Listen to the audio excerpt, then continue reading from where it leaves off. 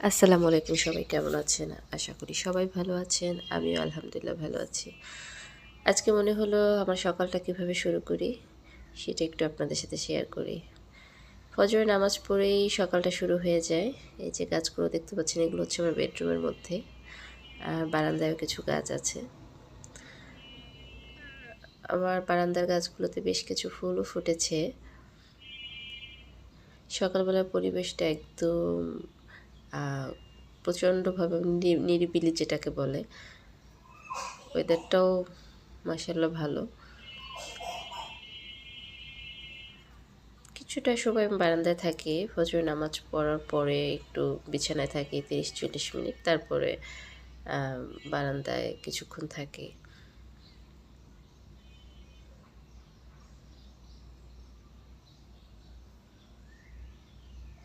তারপরেই হচ্ছে আমি আ চা খাই।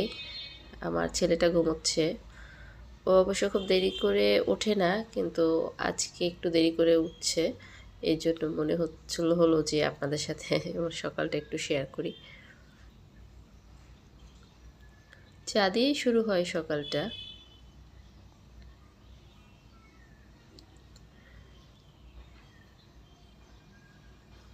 খুব সকালে ঘুম থেকে উঠলে শরীরও ভালো থাকে, মনও ভালো থাকে।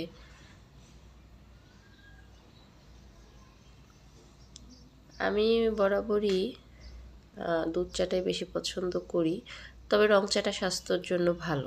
দুধ চাটা আসলে ক্ষতিকর। তারপর আসলে মুখের স্বাদ বলে কথা। আমি প্রচুর মিষ্টি খাই।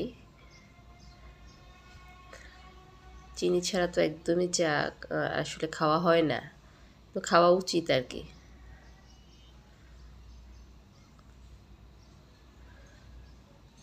প্রতিদিন সকালে আমার বেশিরভাগ সময় এরকমভাবেই সকালটা শুরু হয়। আর ছেলেটা যদি একটু তাড়াতাড়ি উঠে, আমার ছেলে, দেখা যাচ্ছে ওর খাবারটা আগে রেডি করি। আমি চাটা দরকার হয় পরে খাই আরকি। কিন্তু আজকে একটু দেরি করে ঘুম থেকে উঠছে। এইজন্য আসলে আপনাদের সাথে শেয়ার করলাম সকালটা।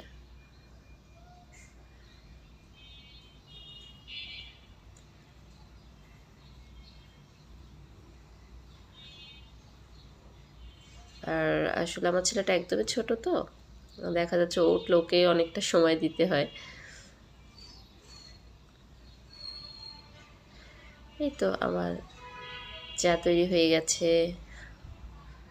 আপনাদের সাথে আজকে সকালটা শেয়ার করলাম। ভীষণ ভালো লাগলো।